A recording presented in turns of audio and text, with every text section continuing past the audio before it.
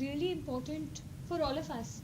Now that you've learned all the basics of chemistry, organic, inorganic, physical, and you've become almost kind of master of the basic concepts, I think it becomes essential to know as to why did you do it all in the first place. You've been doing chemistry in particular in details from 11th standard onwards to know the basic principles, and that is really important because you need to understand what are the basic principles which are important.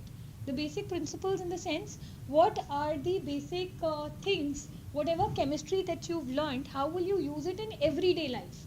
And this is what is there, and that is why included in the last chapter of your texts, because this is now a step forward. Even when a child learns how to ride a bicycle, the parents are either holding the child throughout till the learning process, or the child has a tricycle kind of a thing, and then you remove off the side wheels or the side thing later.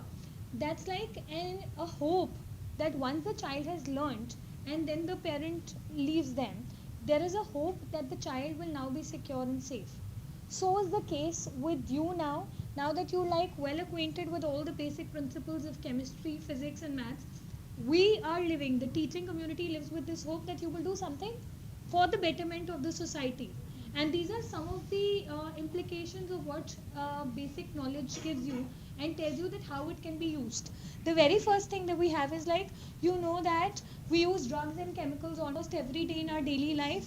Alright, where do you use chemicals? You use it in toothpaste, you use it in anything that you name around you. Soaps, detergents, and the eatables. Even I know sometimes these days it is said that apple's skin is very nutritious. But these days you are advised not to eat the skin because it may be infected with chemicals. Again, what is the criteria? Recently, one of your favorite food items that you generally make in 2 minutes, and without making any publicizing the... So generally, there was a problem with that also, because of which it was banned. Alright, because of which chemical? Now if you look at the name of the chemical and the structure, you will be able to relate it to your organic chemistry as well. So, right, so when we move on to the next slide, we see that basically when we talk about chemistry that you've studied as a whole, it's important for your community, it's important for your health, environment, it is important in industry, sciences, and teaching pattern, because once you actually learn a basic concept, then you can extend it further and can develop things because of that research. And then of course you are like nothing but chemistry. Why do we always say life is all about chemistry? We never say life is all about physics or maths, right? So when we move on, we say that basically we have two type of things that we're going to study about. Let's start with the basic thing. These days longevity of human beings got increased. Now it is also again getting deteriorated because of the environmental adverse impacts, not only on the environment but other adverse impacts, that because of our own doings we are like trying to reduce it because of the diseases which are coming in now. But otherwise the longevity increased in the early 20th century because of the invention of new drugs, medicines, which were based on the basic knowledge of chemistry only. So what are basically drugs? They are the chemicals which are of low molar masses. The molar masses generally range from 100 to 500 atomic units. Alright, and then we make use of them. These drugs are those chemicals which when administered give some kind of a response. Like if you are making what is a drug? Drug is basically when it is administered to a living system, then there will be a biological response. That is a drug. Alright, but when this drug is used for some therapy or for some therapeutic purpose, then in that case you call it a medicine. Okay, basically drug is any chemical which when administered to the living system will give you a kind of a response. Alright, when the response is to cure a particular thing, or it's kind of a therapy, then you use it, then you call it medicines.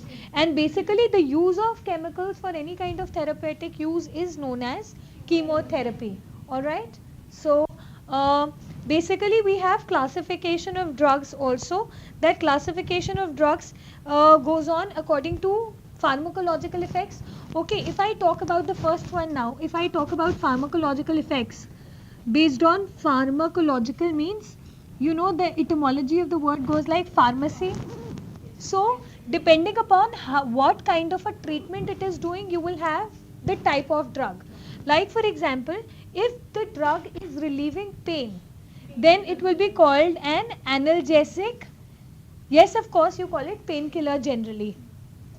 आधे Indians तो वैसे ही doctors होते हैं, क्योंकि कुछ अगर problem है तो you know an instant thing, that is from the basic knowledge that you gain from studies. But that should only be an instant first aid that can be given, but after that one must always consult a doctor. So when we talk about the pharmacological, based on pharmacological effects, we have classification of drugs. You can have analgesics. Analgesics are pain reliever. Okay, and pain कैसे relieve होगी? When there is some kind of an attack on the nervous system. क्योंकि अगर यहाँ पे कहीं पे body part में pen है, अगर उसका मैसेज ब्रेन तक नहीं जाएगा तो दर्द होगा ही नहीं. You know, many a times you are taught that you have to be physically as well as mentally strong. So it actually is like the kind of effect that your brain is going to actually imply once it receives the message. So analgesic is some kind of a neurological drug only. So analgesic, you can have antipyretics also. Remember, the word pyretic is related to heat, temperature. तो इसका मतलब antipyretic will lower the temperature. So antipyretic is something that's going to modify or stimulate the temperature. Then you can have, these days it's very common, antibiotics. Antibiotics are the ones which actually work against the growth of microorganisms. Bacterial growth, or I mean generally nowadays for viral infections also they are administering, but basically antibiotic means it's against the microorganisms, biological organisms, mainly bacteria. So you have antibiotic treatment also. Now here a piece of advice that generally you listen on advertisements on FM many a times, that whenever you are actually taking antibiotics, make sure it is not the way that you've taken it for 2 days and you finish it. The course of antibiotics must always get completed, because if it is not complete, then let me tell you, the microorganisms will develop immunity against that drug, and next time it will be even more difficult to cure the disease. Okay, so antibiotics are something which have a particular course, say for 3 days, 5 days, depending upon how your doctor suggests, and that should get completed because that will ensure the complete removal of those disease causing microorganisms or pathogens.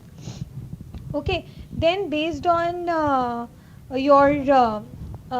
you can have antibiotics, then you can have antihistamines also. Now basically इसमें ये समझने वाली चीज़ है कि when we talking about the classification of drugs on the basis of pharmacological effects, means what kind of a relief are they giving to the human body. Analgesic means pain reliever, याद रहेगा, analgesic बोलते ही pain reliever. Antipyretic is the something that is going to bring down the temperature, so that's like for fever, etc. Antibiotic is for killing or reducing the growth of microorganisms. Then as the name suggests, if I give you another one, say if I talk about antihistamines, so naturally अब इसका नाम देखते ही थोड़ा सा idea लग जाएगा. Anti means it's working against histamines. अब histamines क्या है, that we'll discuss in the class that's going to go on. Now the second one, on the basis of drug action. Now on the basis of drug action, now if I talk about this, on the basis of drug action, you can actually have, there are certain chemicals or drugs which act against a particular chemical. Alright, that means they are specifically for specific molecules in the body. So for that case, either here antihistamines could have been treated for say histamines generally cause they regulate the mood changes. So you can actually talk about drug action here. Say if we are using antihistamines here, antihistamines, they will be in specific against histamines which cause inflammation in the body. No. Antihistamines would be where histamines are those chemical moieties which actually cause inflammation in the body. So antihistamines are something which are going to avoid that kind of an inflammation. Okay, then you can have we'll learn about antihistamines more. That is, drug action means that it will be working against a particular biological process, all right. Then the third classification can see against a particular biological process. That means if the process of inflammation is going on, I'll talk about antihistamines in details. So the biological process that's working on its own is inflammation, right? Like antacids can also be included here. Now acidity is something that gets triggered biologically on its own. As it is, acid is present in stomach. So when you talk about when you are talking about a particular process, that means we want it to act against a particular process. So that will be called, that will be the classification based on drug action.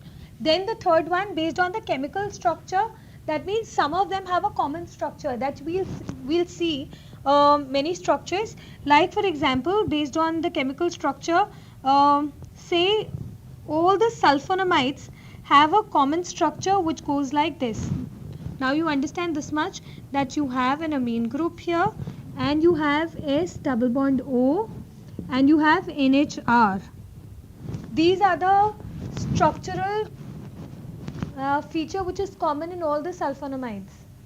Okay, you have kind of an aniline kind of a structure with SO2 NHR. So this is sulfonamide. Okay, and then last but not least, you can also talk about the molecular targets. When you talk about the molecular targets, see basically what you have is drugs can interact with all types of macromolecules. They can interact with carbohydrates, they can interact with proteins, lipids, or any other. They can react with fats as well. So basically when you talk about the interaction of drugs with carbohydrates, lipids, proteins, fats, etc., so then in that case, based on that, you can also classify when you're talking about the classification of drugs based on molecular targets, because there will be separate drugs for separate types of molecules. Okay,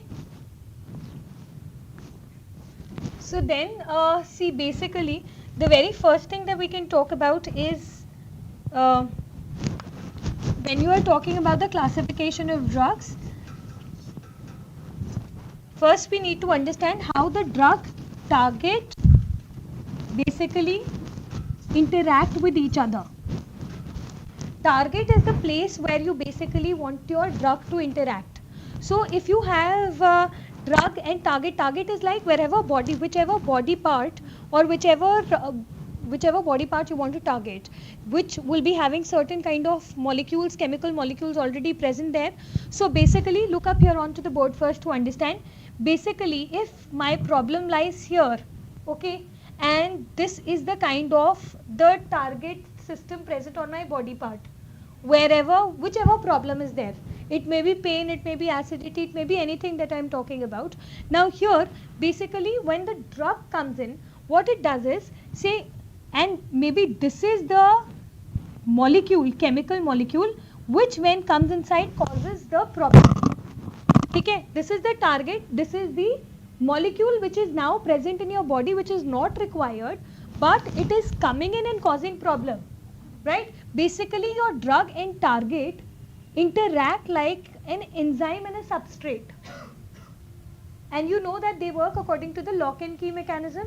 So say if this molecule was creating problem, then what we'll do is we'll create some kind of a drug, all right, which will come and will be more competitive.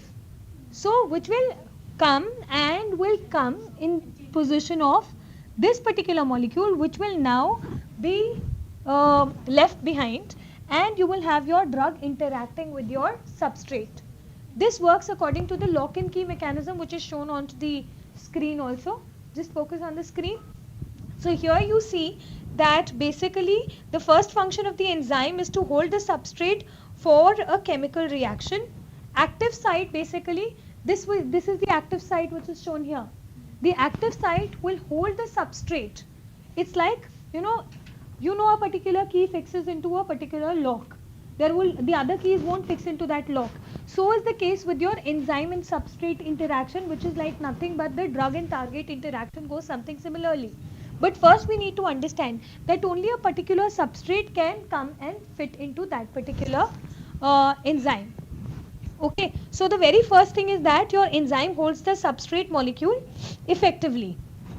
Then after that, what basically happens is we need to understand which is the active site. So whichever is like a hollow kind of a place where your actually substrate can come in, that will be your active site. So you have the active site here. Now you want your enzyme inhibition to take place. Why do you want an inhibition? That means our drug can be an enzyme. It has to be some other enzyme which has a structure which is similar to that particular molecule which is creating the problem. Like that means if this is my enzyme, basically our body contains proteins at various levels which are like you have enzymatic sites at different places. So if this enzyme has this particular kind of an active site, then you know that either the substrate or the inhibitor. What is this inhibitor? This is that inhibitor that's like we are administering as a drug which will be in competition with the substrate. So now what happens is this inhibitor may come here, or it may, see there is now in competitive, there is a competition between inhibitor as well as the substrate. In non-competitive, what happens is your inhibitor goes at some other site. Alright, in non-competitive inhibition there may be another site which is not the active site, but your inhibitor can go and get attached there. Alright, and this is like totally non-competitive, because if your drug is something which has totally a different shape, then it will not be in any kind of competition at all. It will be totally uncompetitive. That means we are not going to consider such kind of a system at all. So did you understand this interaction? That always your competitive inhibition will be when you are administering a drug which has a structure similar to that of the substrate. It will come into the position of the active site and lock it there so that your substrate cannot attack. So one way is this. Now depending upon what you want to do. Say supposedly sometimes you want say the substrate not to interact. Sometimes you want the substrate to interact also.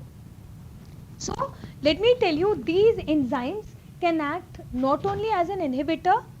These enzymes can not only act as an inhibitor, but they can also act as an activator also. कि मान लो कि अगर आपका enzyme is such that it has this shape, alright, but my substrate has this shape. So what it will do is my drug will come and get attached to this site, okay? And what it will do is it will change the shape of the basic enzyme and change the active site to this shape only. So in this case it will be called as an activator, and when it will be called as an inhibitor, मान लो the shape of the drug is not this, alright. Now this is your substrate और हमसे ये वाली shape का exactly drug बन ही नहीं रहा है. So what we can do is we can look for an alternative site. Say the alternative site is this, such a site for which I can create another kind of a drug.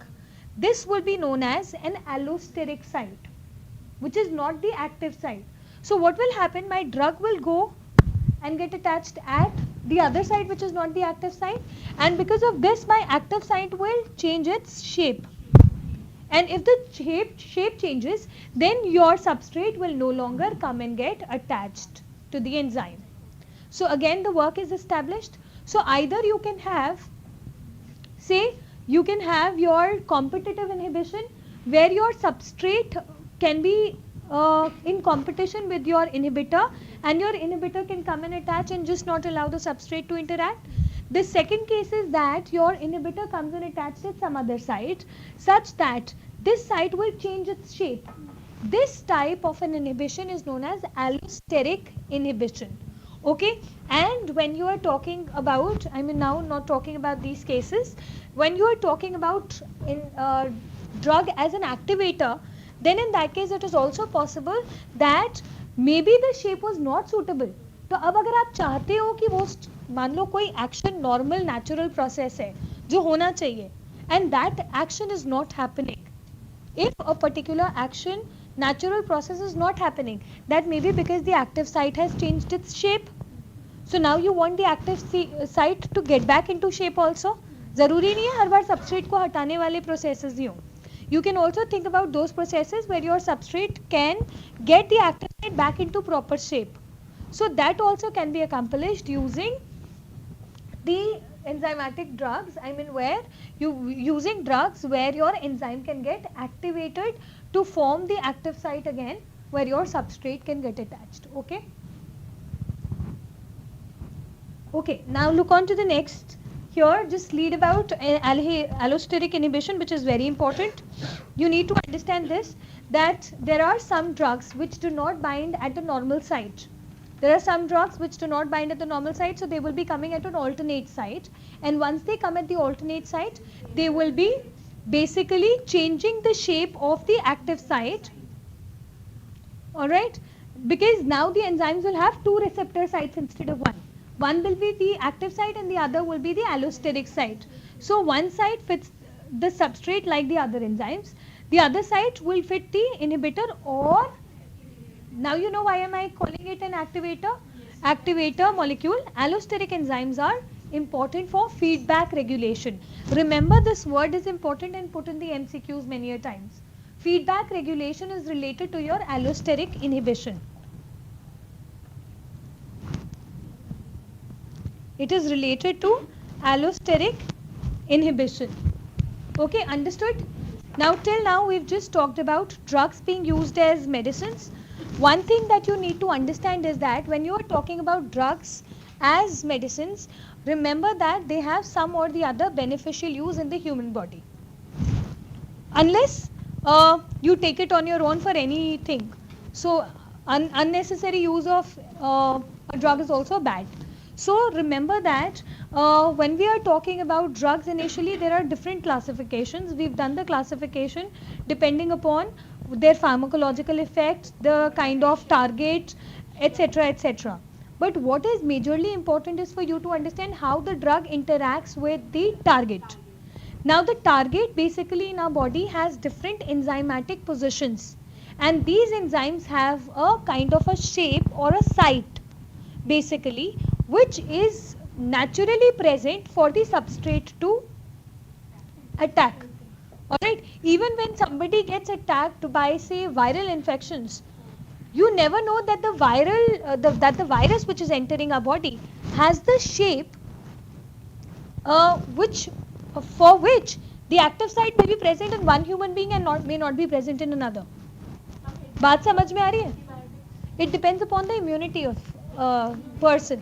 Say supposedly if I and there is another person who get exposed to a particular viral infection, I may not be infected, that person may be infected. Again, understand that using this basic knowledge, it's very weird. Using this basic knowledge, why would that person get infected? Maybe the attacking position for the enzymes to accept that virus was active in him while not active in the other person who did not get infected. So it's like a lock and key.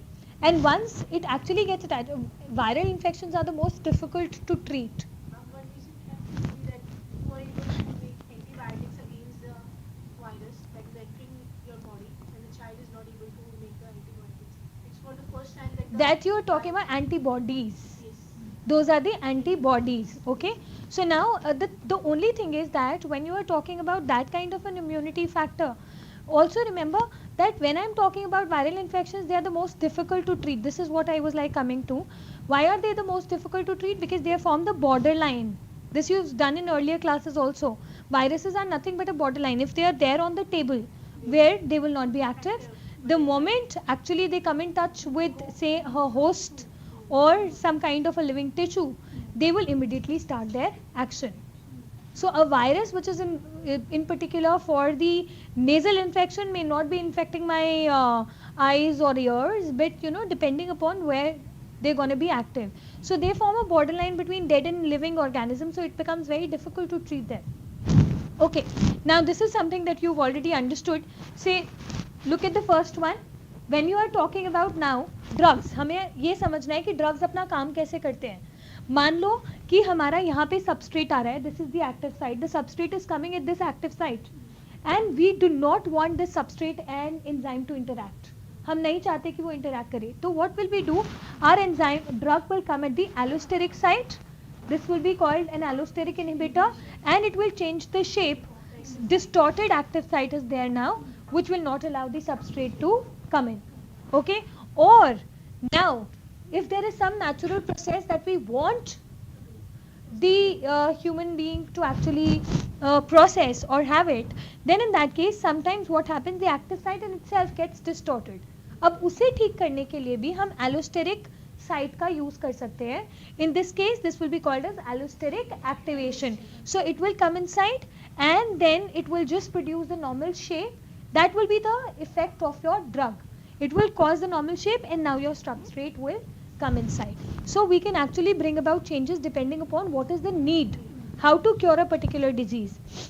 And let me tell you, each and every drug that you see in the market has in fact been brought up after expenditure of millions of rupees, because when we actually take up a research work, we are given funding by the government which goes in a big amount.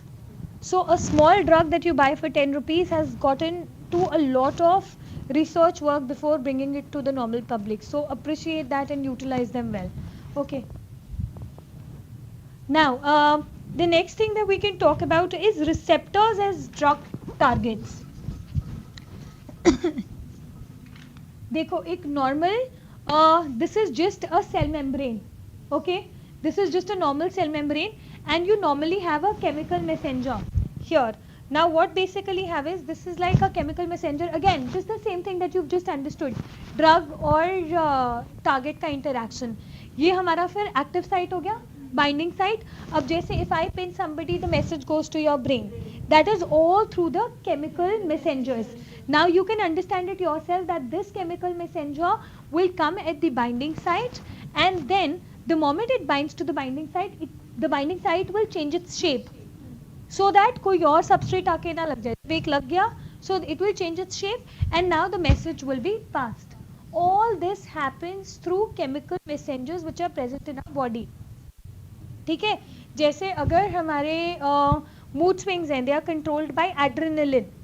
ठीक है, अगर adrenaline का production कम हो जाए तो a person may go into depression also. What is that chemical that I talked about? Adrenaline. तो ऐसे कोई chemical messenger, जैसे अब हमारे अगर nervous system में, then you have neurons. That's the biggest cell. So you have neuron, then you have the message gets transmitted electrically through chemical messengers only. This is how it gets transferred. The chemical, so it changes its shape. Chemical messenger आया, उसने message carry करा. अब it has to go through the cell membrane completely, and then it passes on the message further. So that is how it goes, and then once the message goes on, it gets back into the normal shape, so that if any other message has to come, it should be allowed. Okay, now basically what you have to do in this is understand that these chemicals known as chemical messengers are received by the binding sites, and then they just pass on the message further on. So this is how basically all the messages gets transferred. So then when we talk about say receptors at drug targets, those receptors which are present on your cell membrane are nothing but they are the proteins that recognize and respond to the body's own chemical responses. So remember that your receptors are also proteins that you're talking about. Okay, and they perform two important functions. One is recognition and the other is transduction. Clear? So now here you also need to understand that drugs that bind to the receptor site, sometimes what happens is, अब अगर कोई message है, like for example in cancer, क्या होता है कि the production of cells becomes numerously fast. ये चीज़ तो सबको पता है ना कि उसके अंदर growth और processes को रोकना is like next to impossible. Then in that case we need to stop the transfer of the messages. अगर हम messages को रोक देंगे एटलीस्ट उस growth को, so in that case what we want is we want the drug to come at the binding site and stop this transfer of the chemical messages. Such drugs are actually known as antagonists. What are those known as? And not in specific for any disease, but antagonist is a broad classification of drugs that bind to the receptor site and inhibit its natural process. So they basically inhibit the natural process of any binding site. They inhibit the natural process of any binding site on any of the membranes that you have. So you need to understand this. Okay. So what are those called as? Antagonists. These are useful when blocking of the message is required. So remember, whenever you are talking about the blocking of the message, what will be the drug that you will be using? You will be using antagonists. Okay.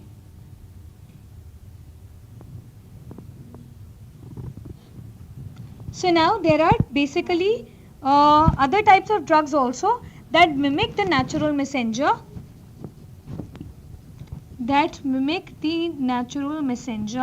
And those are known as agonists. That is like agonists are those antagonists which can mimic the natural messengers. Okay. So what are antagonists? The ones which are going to block the messages. And how will they do that? By actually inhibiting the process of the binding site. Now for doing that, they should be able to mimic the natural messenger. Naturally जो present है messenger उसके जैसा ही structure होना चाहिए. मान लो the structure is like something like this. Let me tell you. ऐसा कुछ structure है. And what are these? Carbon. Okay, and you have some COH. I'm just taking a very simple example. ये मान लो ये हमारा नेचुरल केमिकल था. मैं आपको बता रही हूँ कि प्रोटोकॉल कैसे होता है केमिकल बनाने का. तो सबसे पहले आप किसी ऐसे ड्रग के बारे में सोचोगे जिसके स्ट्रक्चर में बेंजीन हो और the carbon chain should be almost as long as this one. Alright. और द बेसिकली आपको पता भी नहीं है, हो सकता है ये फिट होता है या हो सकता है ये फिट होता है. तो depending upon that you will actually have to consider different systems and molecules, and several molecules will have to be studied to get that one molecule which will mimic the natural messenger. So अगर ऐसा कुछ बनाना है तो you may choose something like NH2 here. तो ऐसा कुछ. Alright. Or you may have a pyridine structure depending upon what you are able to synthesize. क्योंकि ज़रूरी नहीं है कि जो theoretically आप structure बना रहे हो वो आप lab में भी उसी formula का you are able to synthesize. So it should be, what are the essential good properties of drugs? They should be easily administered into the body. उनको आराम से dissolve हो जाना चाहिए. ठीक है. There should be no side effects. ठीक है. और they should be easy to synthesize. Low cost जानी चाहिए. Output high होनी चाहिए. And they should be easily removable also from the body. This is also very important.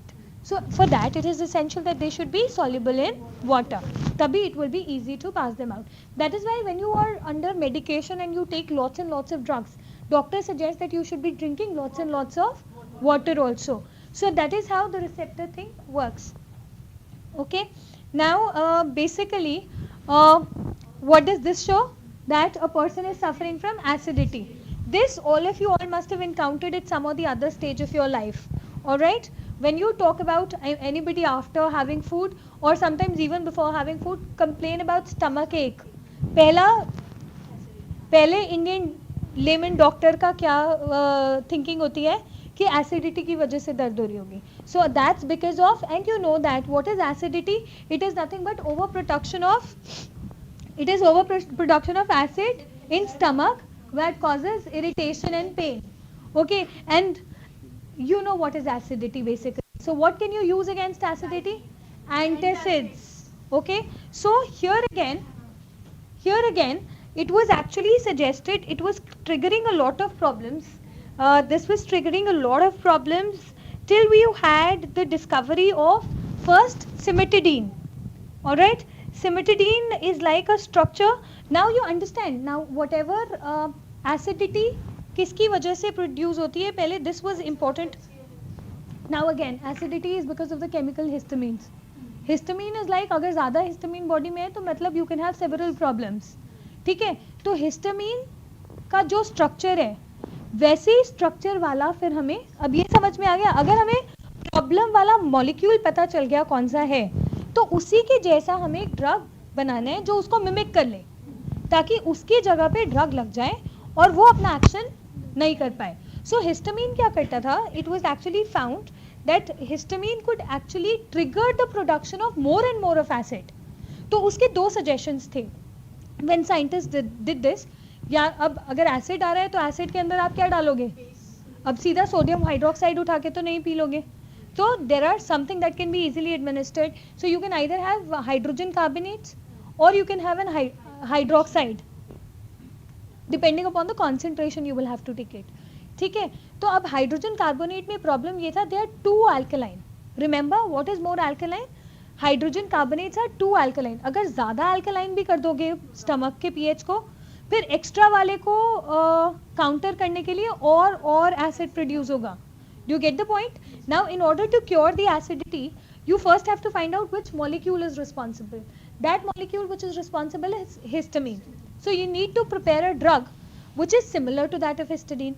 अच्छा, पहले हमें पता है चलो एसिडिटी का क्योर करते हैं, इससे पहले तो ये भी नहीं पता था कि हिस्टामिन्स आर रिस्पॉन्सिबल। जब एसिडिटी का क्योर चाहिए होता था तो बर्निंग के लिए you have many natural remedies also available. So then at that time it was suggested a base can cure it. अब दो टाइप के bases, you either use a hydrogen carbonate of sodium और magnesium और you use hydroxides. तो hydrogen carbonates are too alkaline. अब मैंने बताया अगर ज़्यादा अल्कलाइन होगा तो और एसिड प्रोड्यूस होगा उसको न्यूट्रलाइज करने के लिए, which is not solving the problem, so the pain will not get relieved. So hydroxides are considered to be better. बाद में पता चला कि histamines are responsible and then the structures which are similar to histidine but came up with cimetidine, and cimetidine was used for a long time till you finally got ranitidine, or you call it rantac.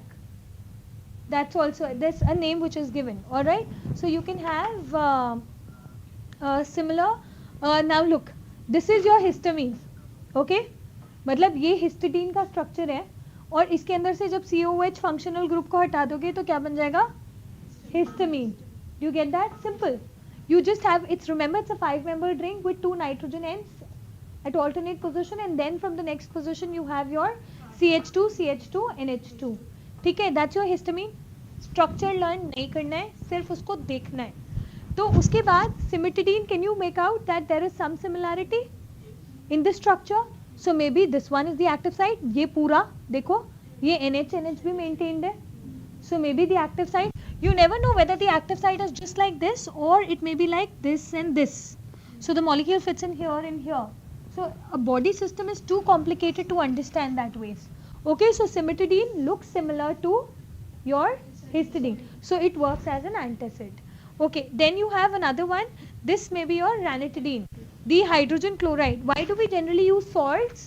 Because salts are easily soluble in water and because they're ionic. You know, all salts are strong electrolytes, okay, so you can use them, okay.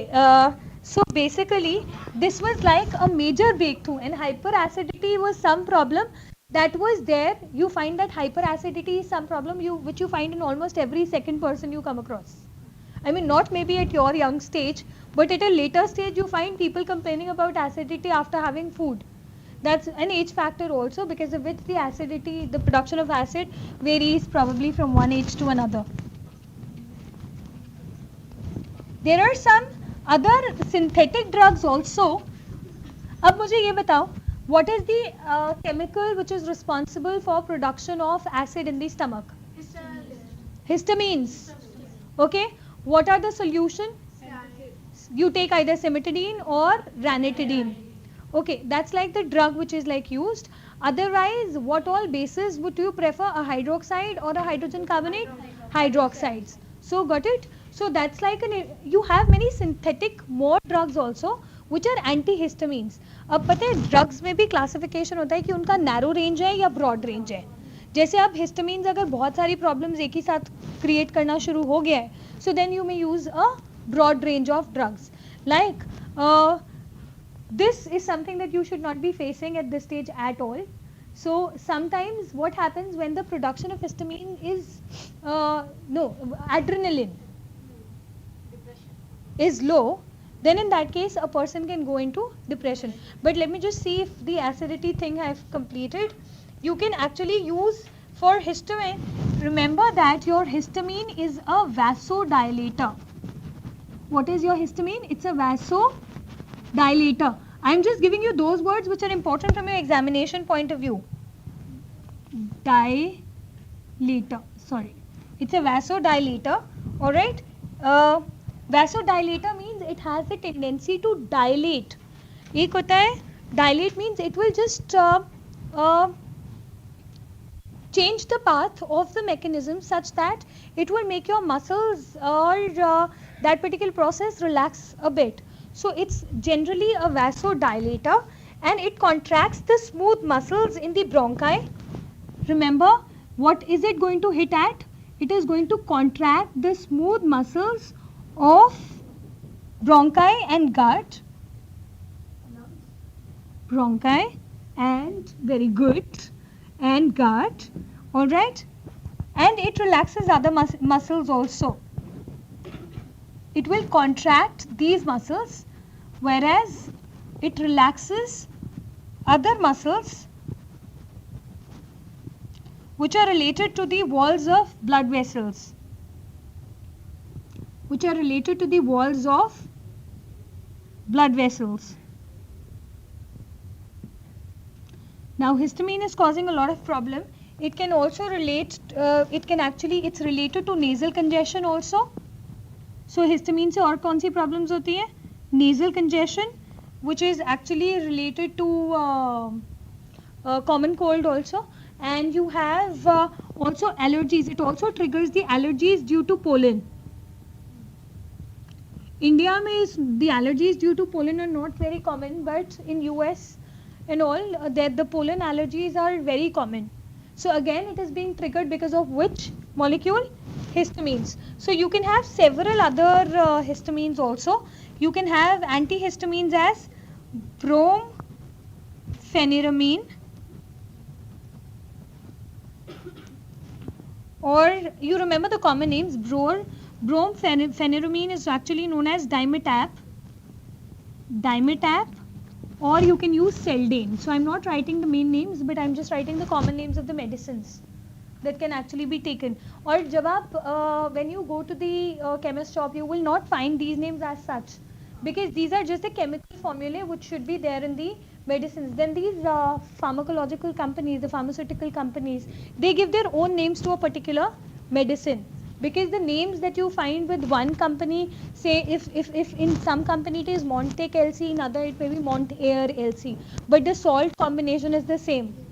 You must have seen people fighting at the chemist shop, नहीं doctor ने यही लिखी है तो यही दो, and the chemist will be arguing with you, नहीं ये salt same है, same असर करेगी. So actually it's like the faith in a particular company that probably the customer actually shows at that time. So you can use antihistamines. So what are the problems that are created because of histamines?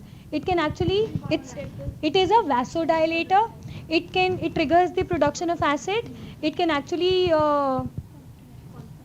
cause nasal congestion, contracts the muscles of bronchi and gut, and relaxes the muscles which are next to the fine walls of blood vessels.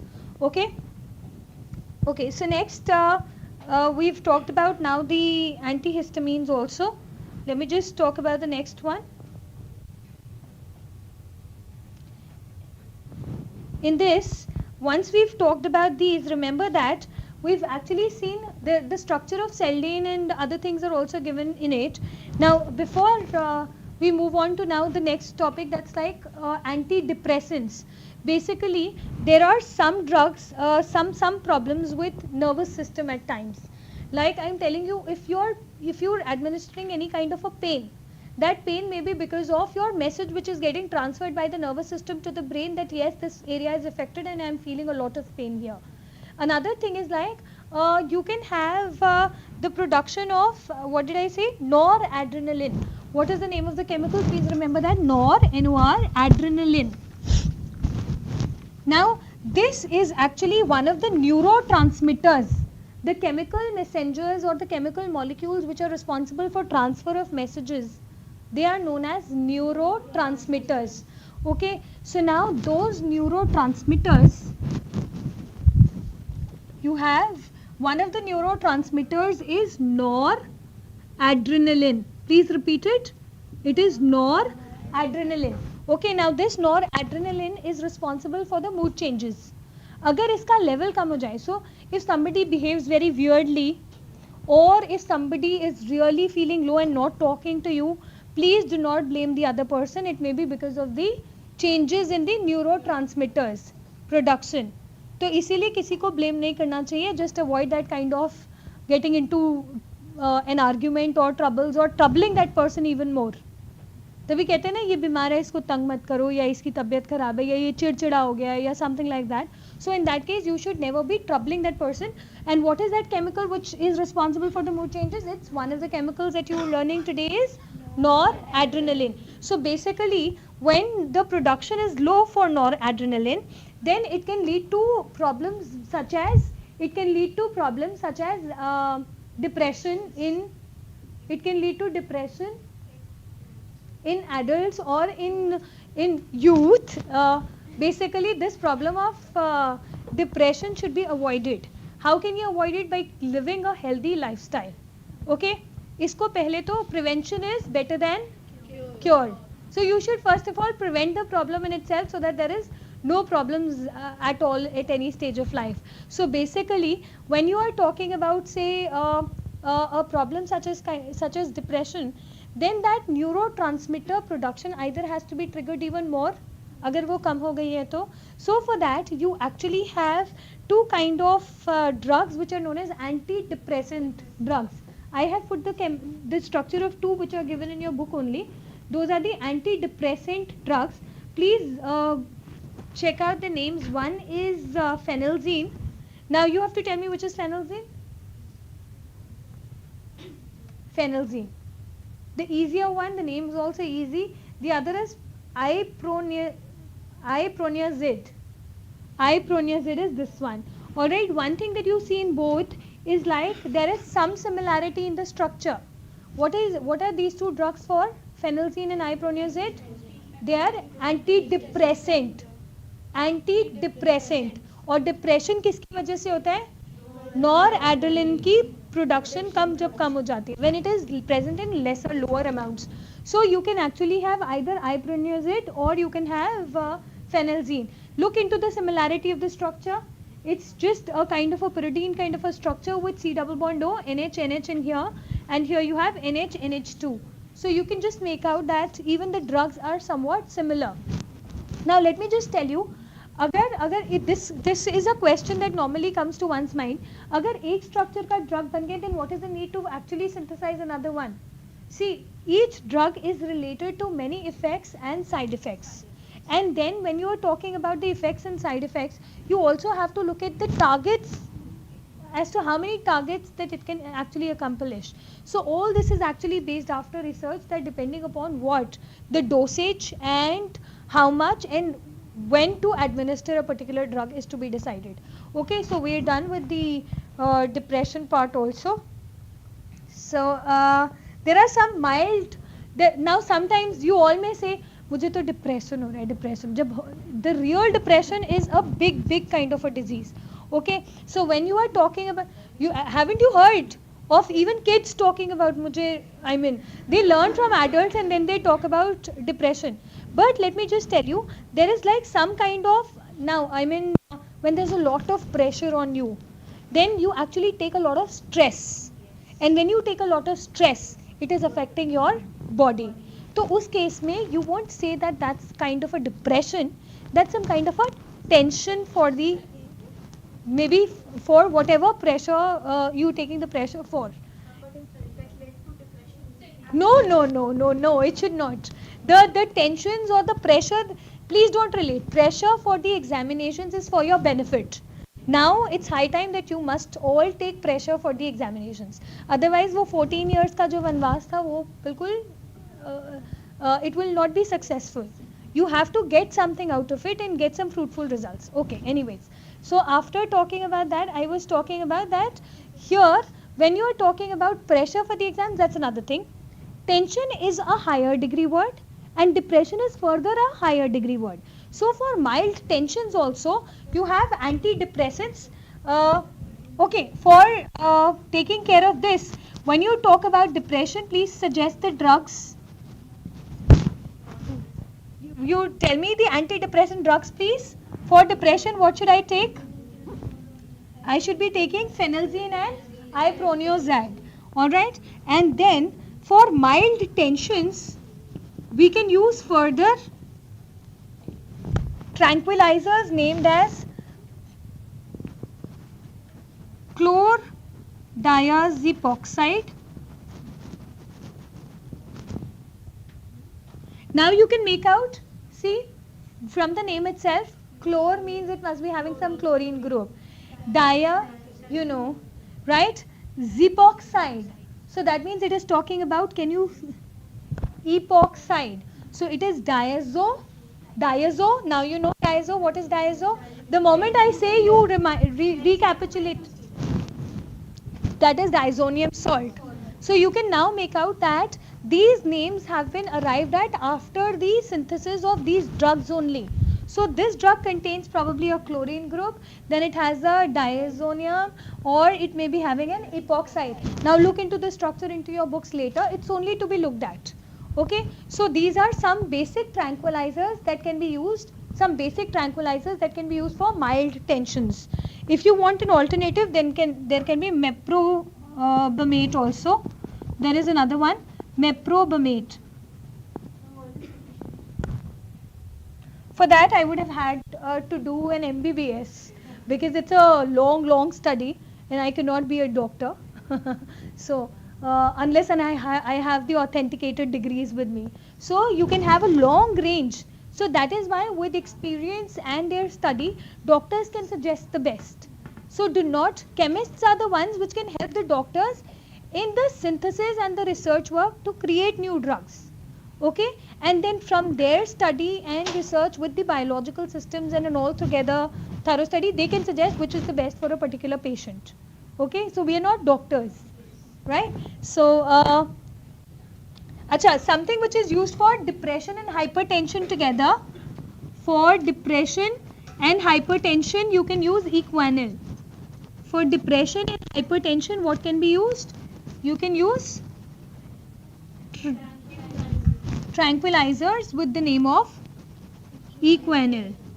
Okay, so the next time anybody suggests, you can at least show your knowledge by saying that equanil may be a good salt. Alright, so equanil is a good suggestion for controlling depression and hypertension. Okay, these are all neurologically active drugs. Now remember that neurologically active drugs are also of two types. One which are like targeting the neurotransmitters directly. Here we have talked about antidepressants. We've talked about basically those drugs which are avoiding tensions. These are all called tranquilizers. Now there can be other type also, which is nothing but the analgesics. Okay, now here look at the structure again. And if you remember correctly, tell me which of the two structures is which of the following structures is basically an antidepressant? A, B, both of them, or none of them? Both of them. Tell me the name of this. Iproniazid, and this is phenelzine. This is phenelzine. Okay, the longer one is like a phenelzine. So these are the easy ones. Suggest a drug which acts both for depression and hypertension. Equanil. Okay, now another classification. So basically they are controlling the noradrenaline. Now what we can have, there are other kind of drugs which are actually, now here first concentrate here, we can actually have other kind of neurological drugs also which are termed as analgesics. Before I talk about analgesics, you also need to pay attention to this important classification of barbiturates.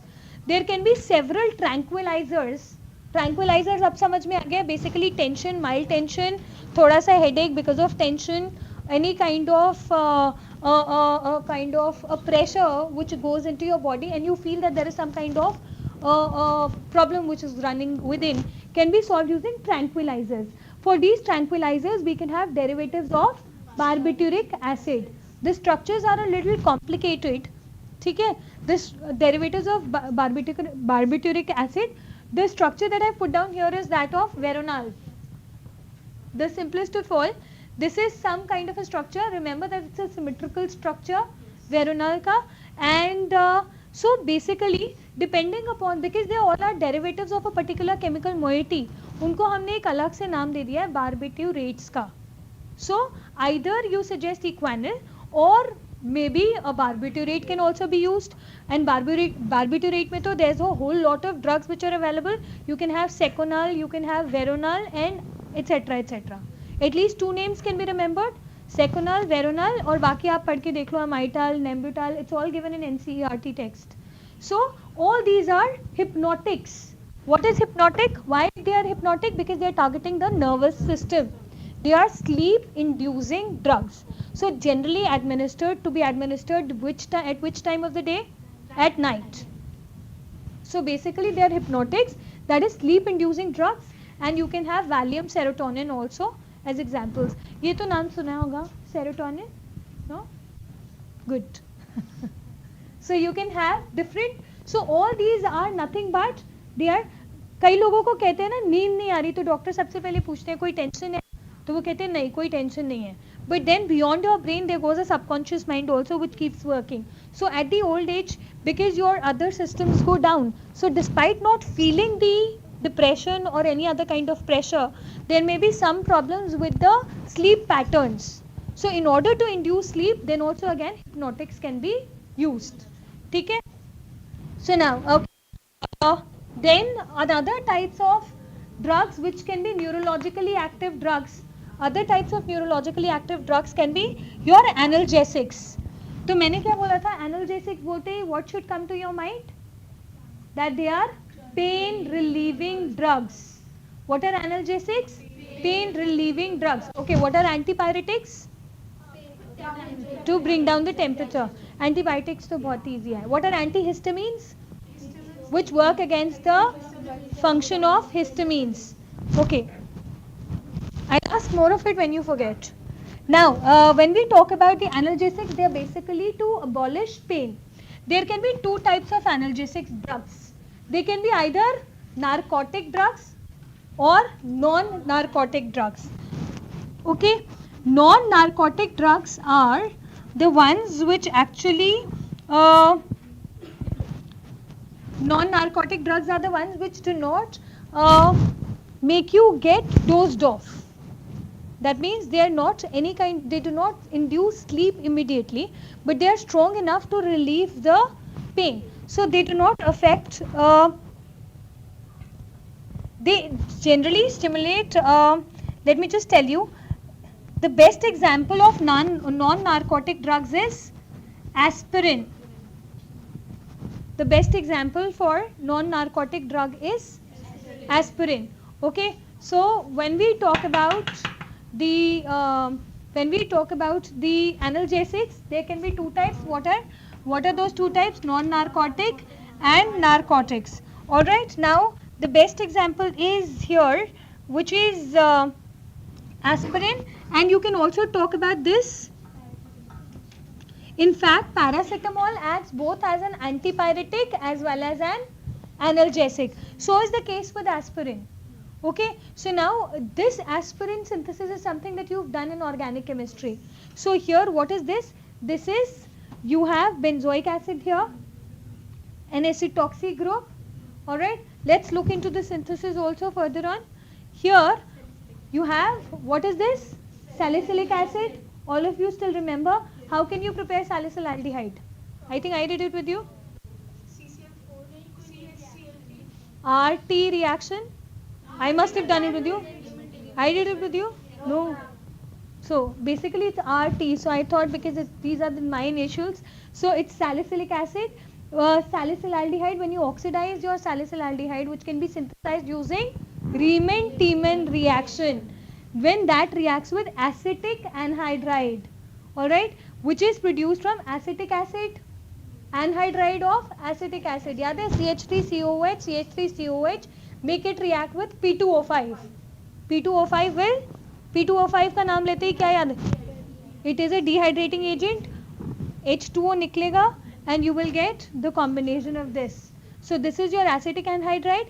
When you combine these two, here in this case what basically goes off is your OH and it becomes CH3COOH, which is your acetic acid.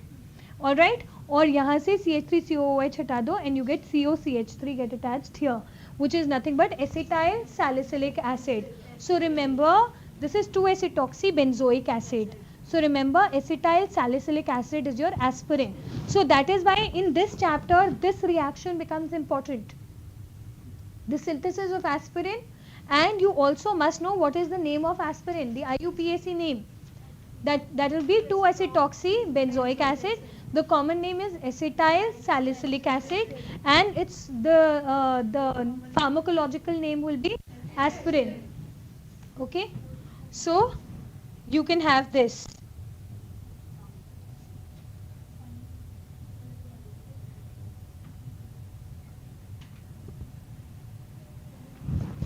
अब इधर ही एक चीज और सुन लो.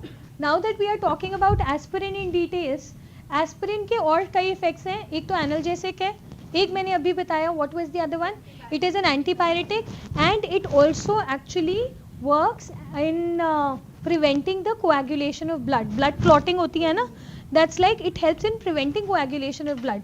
Normally heart attack कब होता है? जब ब्लड कोएगुलेट हो जाता है and the flow of blood is stopped. Alright, so then there is a sudden the heart basically then it suffers an attack. So basically to prevent heart attacks also aspirin can be administered. Do you get it? Because it works in prevention of clotting or coagulation of blood also. So it can be administered to avoid heart attacks also. Effect of these drugs is like as soon as you make them leave your body there will be no effect. So for that what you have to do? Drink lots and lots of water. So you make sure that this happens, but simultaneously you have to remember the good effects of these medicines also. These medicines when taken unnecessarily कि कहीं मुझे heart attack ही ना हो जाए पहले ही खा लो तो that's wrong. Fever ही ना हो इसलिए पहले ही एंटीपायरेटिक खा लो, which is wrong. So you should always take care as to when these medicines are to be taken. See, natural way of living is the best. There's no doubt about it. That is why we look for more and more of organic products. Where does this word organic come from? From your chemistry only. Okay. Now I think basically we have narcotic drugs. Basically now see. In narcotic drugs, let me just talk about narcotic analgesics also. See, narcotic drugs can be something which are actually the main drugs. When you actually talk about drugs, you talk about drugs only. These are the narcotic drugs, drugs which people actually think are relieving them of their depression. But it should not be administered like that. Some of them are like morphine. You must have heard of these names. Morphine, yeah, cocaine, and see, when they are administered according to the doctor's prescription, then they help in relief of pain and also help in sleeping properly. तो उससे क्या होता है? When you sleep, you are relaxed. The body is relaxed. It comes back to the normal function, and you think even better. But when it is administered without the doctor's advice, then it can be very, very, very harmful. Alright, like for example in this case it can produce stupor, it can cause coma also. अगर unnecessarily narcotic drugs को लोगे, this can cause coma also. It can lead to convulsions also. Convulsions are the basic fits. Alright, convulsions also can be caused, and if taken in extraordinary amount then it can even lead to death. Okay, so morphine, you can have other things also, heroin, codeine, etc. Okay. Now all these morphine, what are the other names that I did just say? Heroin, and you can talk about codeine, etc. All these are also known as opiates. Yes. Why are they known as opiates? Because they are obtained from the flower opium poppy. They are obtained from the flower opium poppy. That's actually the plant. That's opium poppy, and from that you actually get these are known as morphine and all. These are known as opiates because they are obtained from that particular. And remember that these are narcotic drugs which not only relieve the pain but also induce sleep in great effects, which is not the effect of the non-narcotic drugs. Now, non-narcotic drugs are not sleep inducing. Okay, do you get that? Okay, what are the two, now you answer these questions. What are the two neurological drugs that you can talk about? The broad classification. Tranquilizers and analgesics. Okay, when you talk about tranquilizers, can you name any tranquilizer and the effect? Phenelzine. It's not Franklin friendly. It's phenelzine, which is used as an antidepressant. All right, something that can suggest me something for depression as well as hypertension. Equinil. Okay, the broad classification of medicines that can be used for neurological purposes to fight depression. Ba barbiturates. See, you do not basically have to mug them for the entrance examinations. You have to go through them. Barbiturates. Okay. Give me an example. Veronal, Seconal, etc. Okay. Uh, Name a vasodilator. Histamines. Histamines are vasodilator. Okay. Now, okay. Name the two. No, classify the analgesics into two parts. Non-narcotic and narcotic. If extraordinary dosages of narcotic drugs is taken, it will lead to death. Okay. Okay. Then what is the general family name for the narcotic drugs? Opiates. Opiates. Opiates. Why? Because they're obtained from. Okay. And then name an analgesic that can be used to avoid heart attacks. What is the IUPAC name of aspirin? Benzoic acid. Okay. How is aspirin prepared? Very good. Salicylic acid plus acetic anhydride. Okay. So now we move on to the next classification of drugs, which is antibiotics. Okay. Now antibiotics are something that you know will be against the microorganisms. All right. Basically, there's a scientist whose name has been mentioned in your book, and I'm just writing it. It's Paul Ehrlich. Paul Ehrlich, and he worked with arsenic compounds. Who worked with arsenic compounds? देखो, antibiotics are those medicines which work against microorganisms. So earlier it was believed कि हो सकता है कोई microorganism के against work करे. But then the first scientist who suggested that even chemicals can be used to work against these microorganisms was Ehrlich, and he was working with arsenic compounds. अब arsenic compounds के साथ problem ये है, they're very toxic, poisonous. अगर वो toxic हैं तो फिर वो बॉडी में एडमिनिस्टर ही नहीं कर सकते, तो उनको यूज ही नहीं कर सकते. Then what's the work point of actually working with them? So in that case he actually investigated several structures to produce less toxic compounds based on arsenic.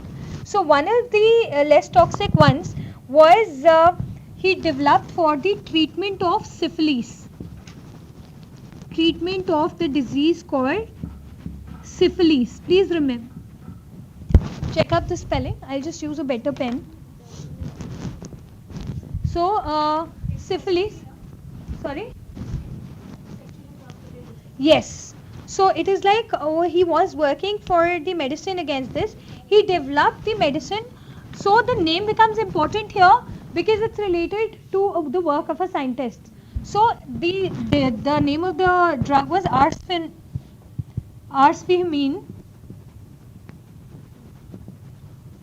It's arsphimine, all right? Arsphimine, all right? So this was the drug that he had worked with. It is, the common name of this is salvarsan, all right? The common name is salvarsan, all right? For he got, actually this becomes important because he got the Nobel Prize in medicine for this in early 20th century. So Ehrlich was the first one to suggest what? That chemical molecules can be used against microorganisms, they can be used in antibiotics, for which he was working with arsenic compounds. But he was working to produce less toxic arsenic compounds. The very first one, and what was he working for? He wanted to work for something which helps in the treatment of syphilis. So the arsphimine, or commonly known as salvarsan, was actually the first chemical as a drug or a medicine that he brought up for the treatment, for which he got the Nobel Prize. And in 1908, when did he get the Nobel Prize for it? In 1908. The problem was that later it was like, it was not directly administered to human beings because it was found to be toxic. So he couldn't take care of that, but it was found to be very, very active against the action of bacteria. So that is why salvarsan was like a breakthrough. कि अगर एक chemical बन गया, now we can work on with other chemicals to work for it. So he noted that there are similarity in structures of salvarsan and azodies. All right, he found that there was similarity in structure of salvarsan and azodies. Now you know what is azodies, all of you all. Basically you have the azo compound is N double bond N, and you have a chemical moiety here as well as on the other side. So he found that they have similarity in the structures with, the salvarsan had a similar structure to azodies. But if this was an arsenic compound which is toxic, probably if something like this is synthesized, it can be better.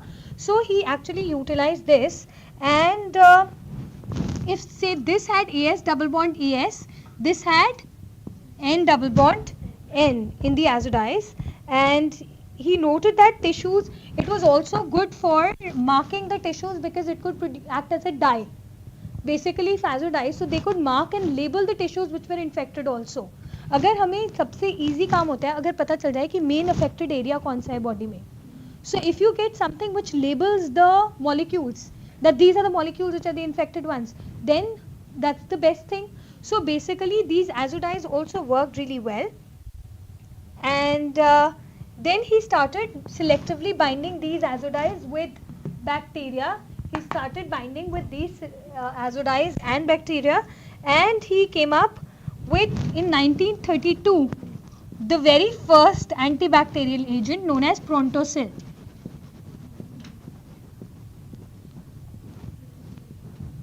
And soon it was found that these Prontosils get converted to sulfanilamide.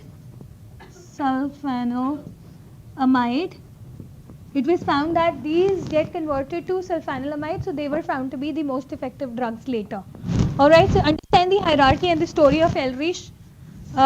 Again, Ehrlich was the scientist who talked about chemical molecules. He worked with arsenic compounds which were very harmful. The first drug he came up with was salvarsan.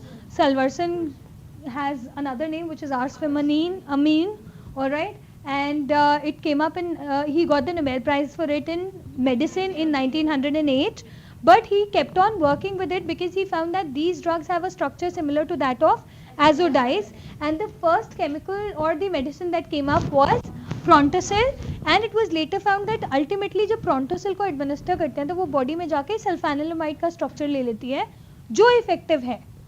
So basically sulfanilamides were found to be active compound, the real active compounds, and then from sulfanilamides your sulfa drugs were discovered, and then people started with sulfa drugs.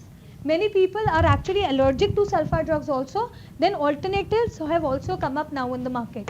Okay, so remember that protozoa were like something which were based on research that came up after we found that this was toxic, though it was effective against bacteria. उनके जैसा structure azodia का protozoa was the first medicine that came up. It, when administered into the body, gets converted to sulfanilamide, and these sulfanilamides are basically the main active compounds, and using this structure then there was a range of drugs produced which are known as sulfur drugs to act as antibiotics. Okay, now antibiotics also are of two types. They can either be bactericidal or bacteriostatic, as the name suggests. Now we can have two types. Antibactericidal क्या होता है? Suicidal. So basically it's killing. So bactericidal का मतलब it's going to kill the bacteria, and bacteriostatic means it's going to stop the growth of bacteria. Okay, so remember that when we talk about after say discovery of sulfonamides, the real revolution actually came when Alexander Fleming actually 1929 started working with antibacterial properties. So who was the scientist who developed the chemical systems? Ehrlich. And who was the scientist who actually worked with microorganisms only? Alexander Fleming. Okay, so now Alexander Fleming, he started working in 1929, and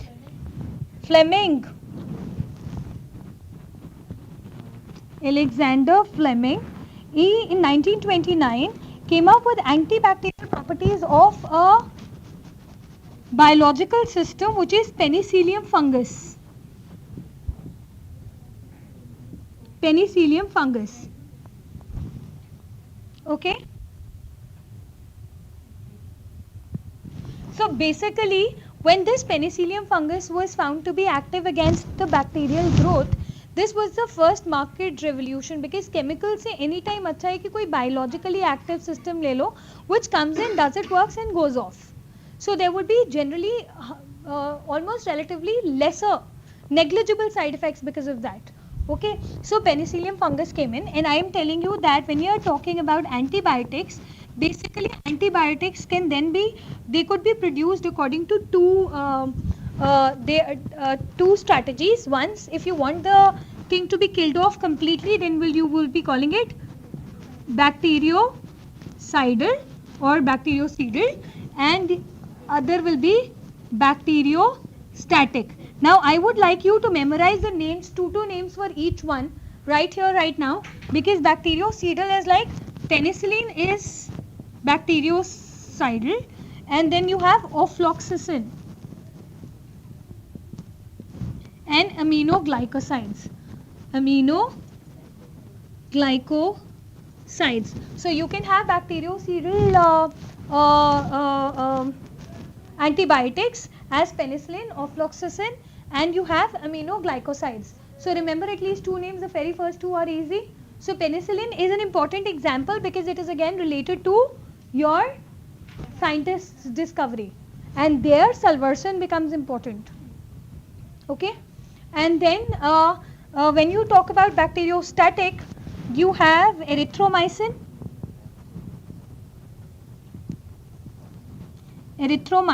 CIN, erythromycin.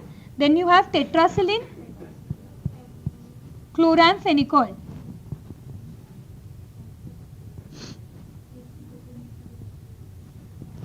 A से B से C से बहुत सारी होती है. So here what you have is, when you talk about bacteriostatic are the ones which are not going to kill the bacteria, but it will rather stop the growth of bacteria.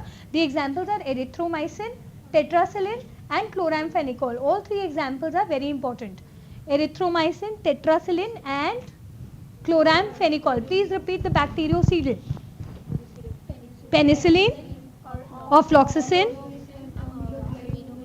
and aminoglycosides. Okay, what are the three names? Repeat again. Penicillin, ofloxacin and aminoglycosides. All right, what about bacteriostatic? Tetracycline,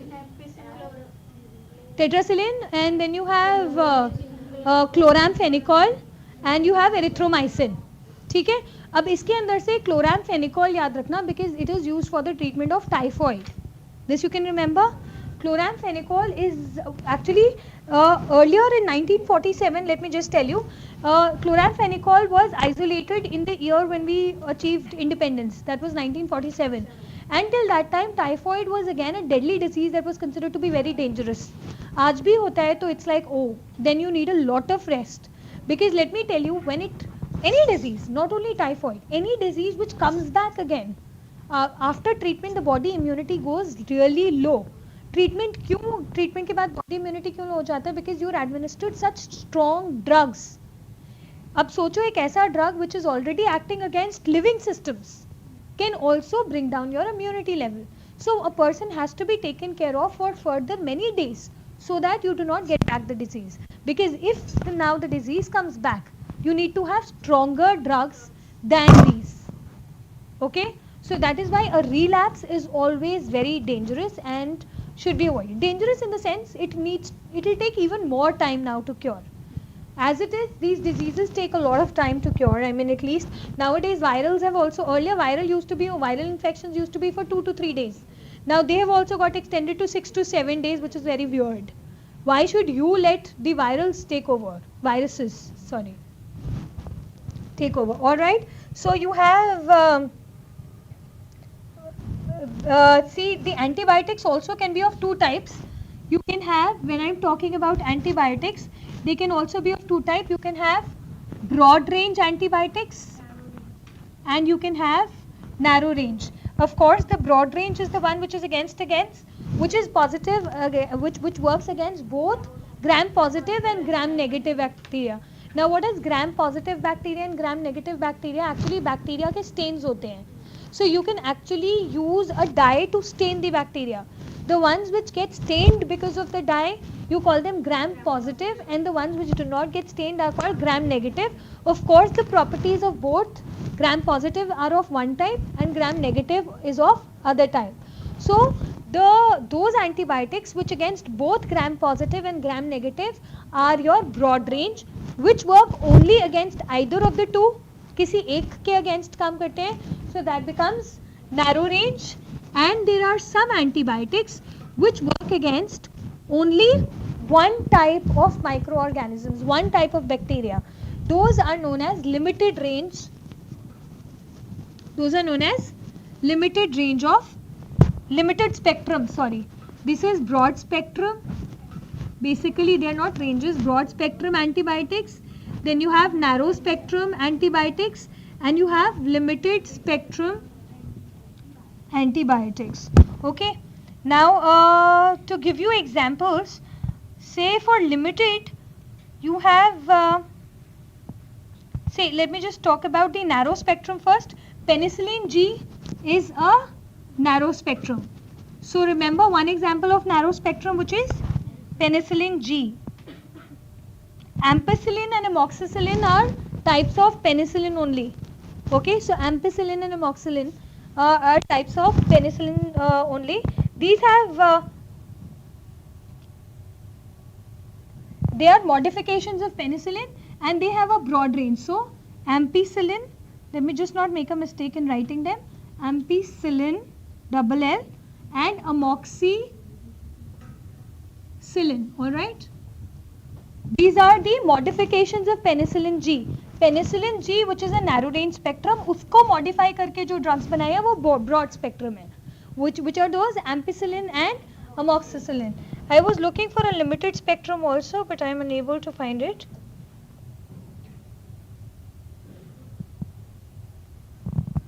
Okay, so chloramphenicol, as I told you, it is rapidly one good thing about chloramphenicol is it is rapidly absorbed by the gastrointestinal tract.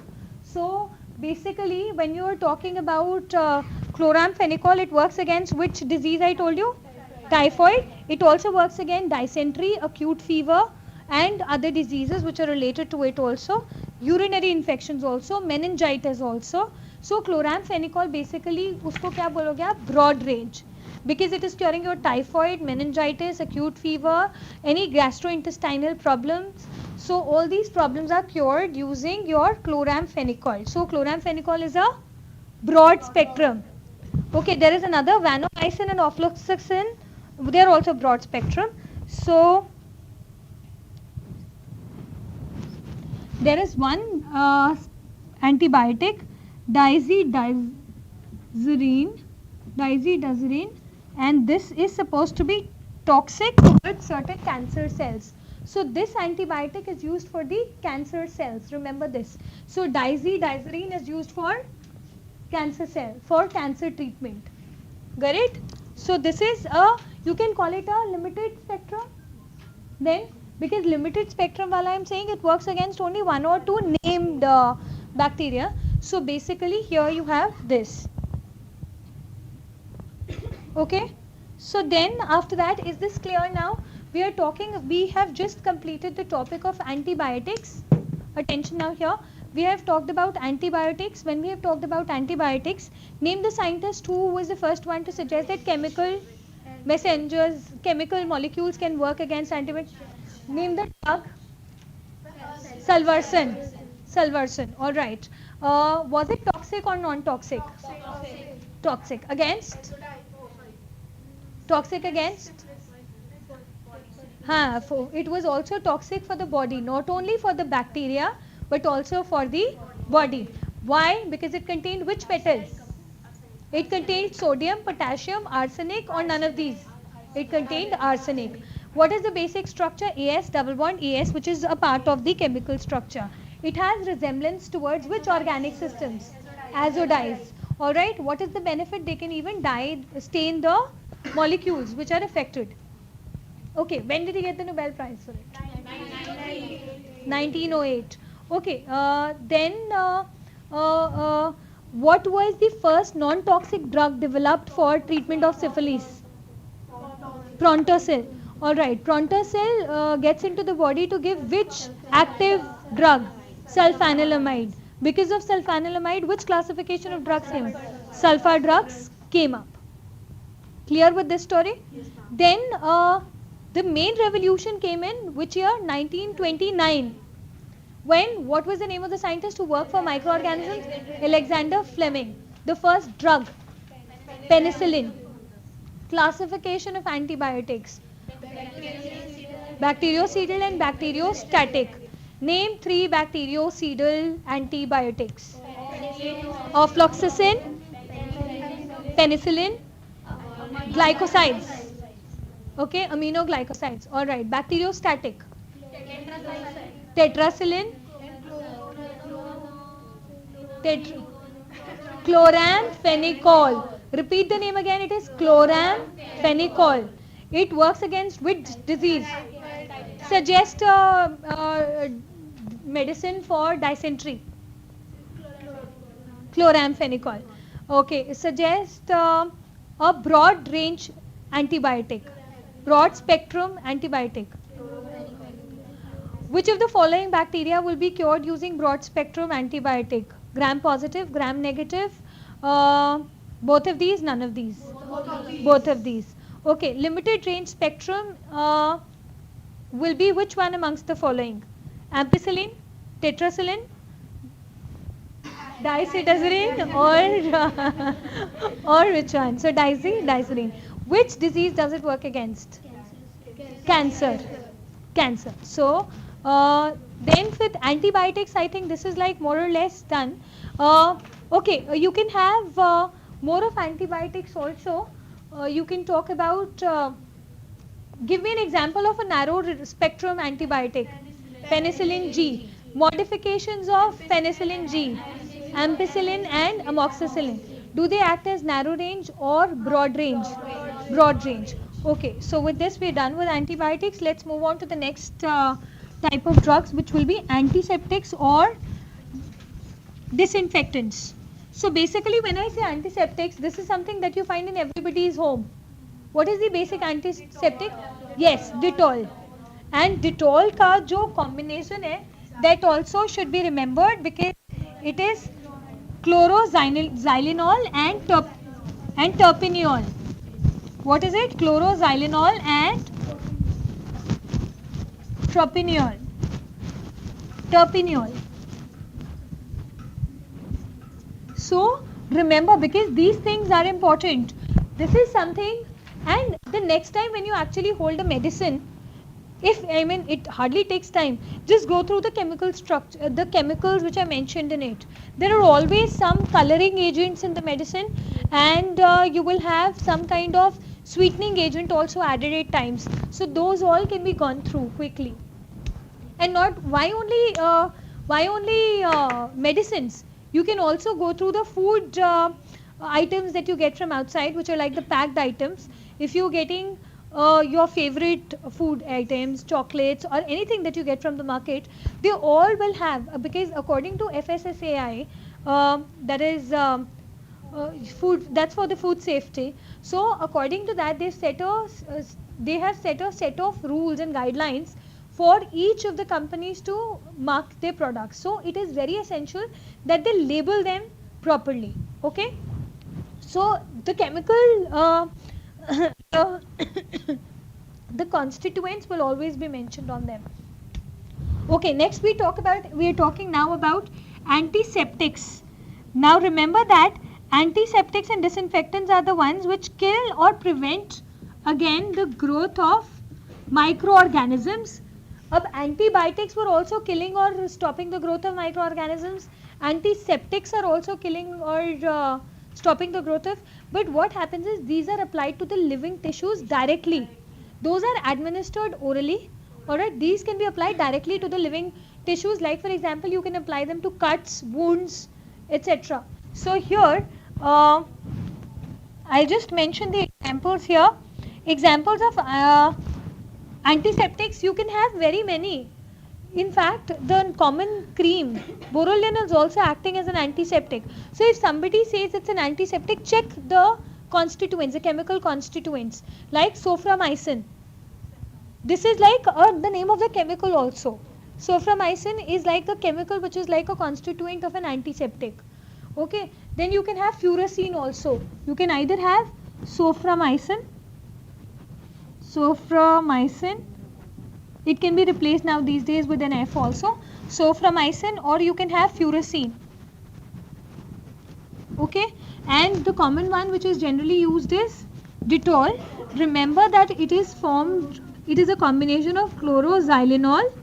Now you know it is like chloro, xylene, and you have an OH. So chloroxylenol plus terpineol. Terpenoids is actually a separate branch of chemistry, which those of you who do chemistry in detail in future will be doing it. So you have terpineol and chloroxylenol. You can also use tincture of iodine. थोड़ा सा iodine अगर water और alcohol के mixture में use करो, so that also works as an antiseptic. Okay, that is like tincture of iodine. Okay, then you can have some anti-fertility drugs also. No, let me just talk about disinfectants also. Now this is like the types of antiseptics that we've talked about. For disinfectants are like what? They're also killing or stopping the growth of the microorganisms. Now what is different in disinfectants? They are not applied on living organisms. Abhianye that you have some kind of a floor cleaner and you use it on a cut or wound, that's like very weird. You will never do that, because you know. Yes, you can use phenol both as an antiseptic as well as a disinfectant. Now that is something like which is the chemical in particular.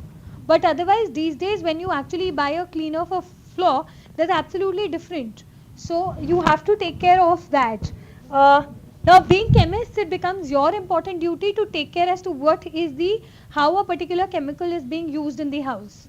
Okay.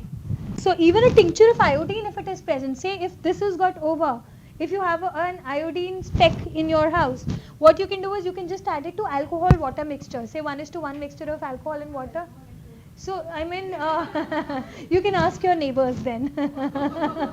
So tincture of iodine can also work, and in fact iodoform is also used, and sometimes you must also know that boric acid works also as an antiseptic, and it works as a good antiseptic for the eyes also. But do not make the concentration yourself.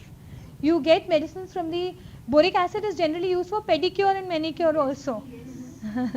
So you add it to water, there you can experiment because you are not exposing any wound or cut to it. But otherwise, eyes are very delicate, so boric acid works as a good antiseptic for the eyes. Okay. So disinfectants you can have the ones 0.2% of phenol works as an antiseptic and 1% phenol works as a disinfectant. Alright, next we talk about anti-fertility drugs. And remember, all these are kinds of some kind of an antibiotic only, because anti-fertility drugs, so they hail their chemistry from there only. Please remember the names of the anti-fertility drugs. You have norethindrone,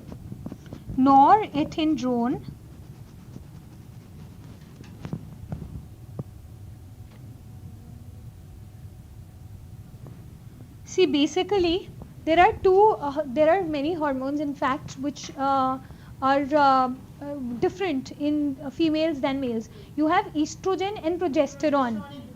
So estrogen and progesterone basically उनका जब control हो जाता है तो they help in the control of the birth as well. So these are also known as the birth control pills, the anti-fertility drugs that we are talking about.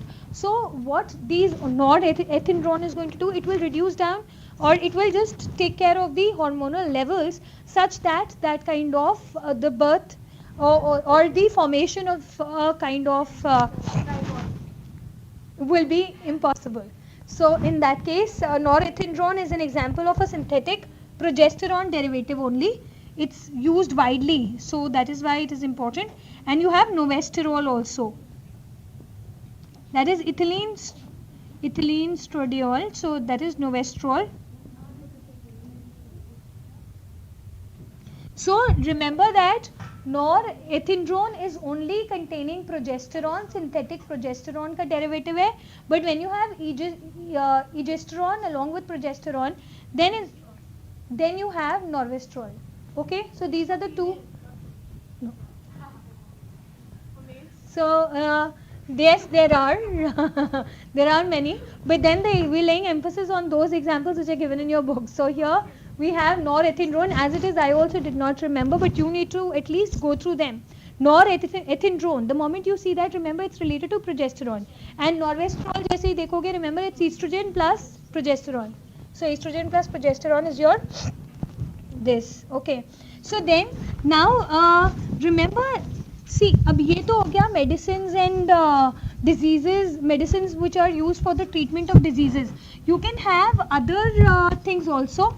You can have other things also, like for example, medicines हैं या these are all these medicines are for the treatment of diseases basically. You can also look into the food agents that are used, like for example, now diabetes is one problem for which you generally there are two types of diabetes. You have type 1 diabetes, you have type 2 diabetes also. One is dependent on the heredity factor, the other is actually dependent on your living style. So here, when you actually come across a diabetes patient, they generally use artificial sweeteners. The main sweetener that we use is nothing but sugar, sucrose, C12H22O11, and very recently, remember that glucose is also, you know, C12H22O11 from your organic chemistry can get glucose, it can be hydrolyzed to glucose and fructose, both of which have the same formula, C6H12O6. So basically the sugar which works is C6H12O6, and fructose is the sugar which is present in fruits, which is again C6H12O6. The only difference is one is dextrorotatory and the other is levorotatory. Now here it has been found that a very recent research that I checked out on one of the videos was that fructose, which is the fruit sugar, is helpful in bringing down the sugar levels of the body. The sugar levels in the body are increased because of C6H12O6, which is glucose, but fructose, which is the fruit sugar, it helps because agar aap dekhoge, doctors always suggest they always suggest to the diabetes patient not to eat a lot of mangoes. But a latest research that I've come across shows that eating mangoes bring down the sugar level. How is that possible then? So you're getting the point. So research is important for each and every stage of the development of research is important for the development of each and every stage of science. So here let's talk about artificial sweeteners now. One of the artificial sweeteners that can be used is orthosulfobenzimide. It is orthosulfobenzimide. Okay, and the common name is saccharin. Okay, this is one. It is 550 times as sweet as your normal sugar. So it's that means it is really sweet. So a little dose of this will make whatever food item you want to make sweet. You can use saccharin for that. Another one is aspartame. जो common देखते हो ना वो ads आती हैं. User sugar free to stay fit and all. You see many actresses coming in the advertisements to that. That is for aspartame. They contain aspartame. It is basically formed from aspartic acid and phenylalanine. It is formed from aspartic acid and phenylalanine. Okay, remember that aspartame is the common one which is used these days. Otherwise you have sucralose, and as the name suggests it's a derivative of sucrose only, which is good for the cooking purposes. क्योंकि कई बार क्या होता है इनमें से जो cooking में use होते हैं ना तो cook करते time इनकी properties खत्म हो जाती हैं.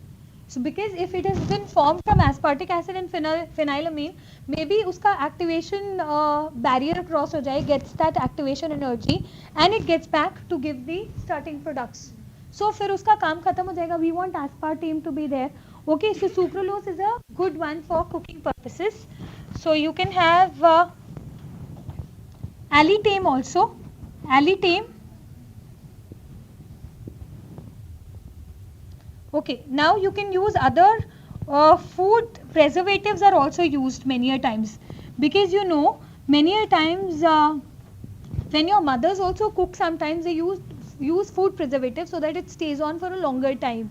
All right, those food preservatives can also be like something like you can have table salt, sugar. All these are food preservatives. You're adding sugar to something, table salt to something, that means it's getting cooked, so it can stay on for some time. When kept otherwise, you can have vegetable oils also. In some of the cases, citric acid or vinegar also acts as a good food preservative, and you can have sodium benzoate also.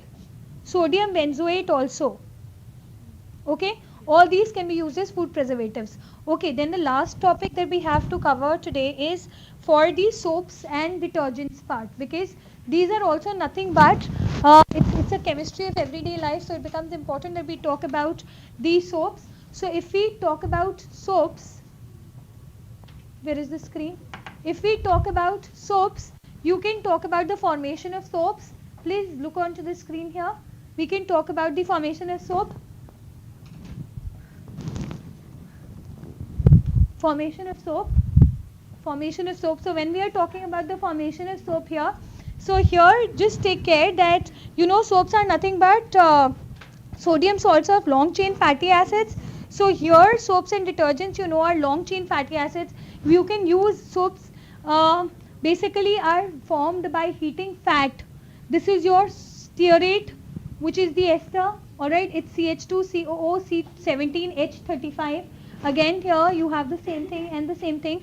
So when all these stearates combine with sodium hydroxide, basically the reaction of a fatty acid or a fat with an alkali is known as saponification.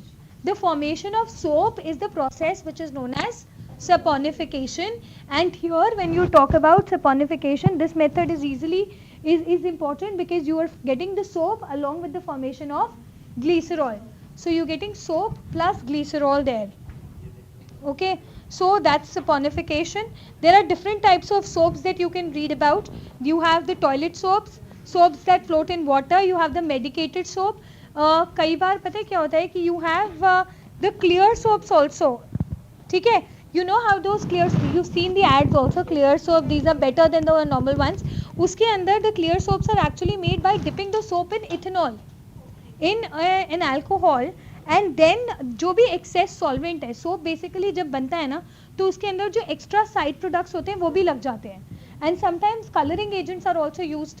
Now there is actually that's to attract, and sometimes smelling agents are also put. The smell may or may not be retained for a long time, but that kind of a fragrance when you actually take a bath gives you that positive good vibrations wala feeling, so that is why they are added. But clear soaps are considered to be best. But how do you prepare the transparent soaps? They are dipped in alcohol and then washed thoroughly with water so that the excess solvents which are there are washed off. So you can have different types of soaps basically. And then remember that soaps generally do not work in hard water. You know, soaps and detergents are more effective in soft water. Now what is hard water? They are sodium and magnesium salts of, they're the carbonates or they're the carbonates, or they're the sodium or magnesium salts. They can be either carbonates, bicarbonates, or they can be sulfates and chlorides. Remember, carbonates and bicarbonates are responsible for temporary hardness. Sulfates and chlorides are responsible for permanent hardness. Hard water में soap do not work because they separate out as scum. They form scum, and the formula for scum is again given in your books. Next, because of paucity of time, let's come straight to the detergents. Again, detergents are nothing but they are mainly classified, they are formed on the same technique only.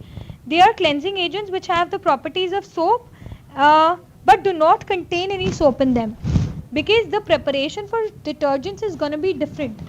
That preparation is going to be like, you have, depending upon their preparation methods, you can have detergents which are nothing but sodium salts of long chain benzene sulfuric acids, okay. And then remember that the main ionic group which is present is SO3Na, okay. And last but not least, depending upon what kind of a structure they form, there can be anionic detergents, cationic detergents, and non-ionic detergents. Now all these curly waves are nothing but these are your carbon long chain fatty acids generally. So this is the organic part, and this is the inorganic part, that is the hydrophilic part.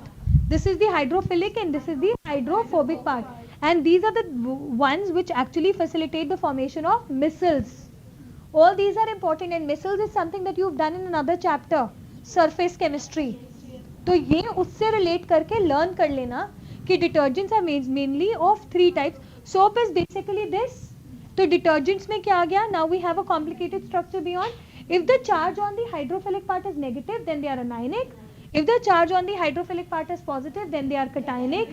And if the charge is just neutral, then they are non-ionic. So with this we complete the soaps and detergents also. But the action of soaps and detergents also need to be done, which you've already done in surface chemistry. So I wish you all a very, very, very good luck for the forthcoming exams, and hope you all crack JAM and come out in flying colors. I pray for you. Best wishes. Thank you.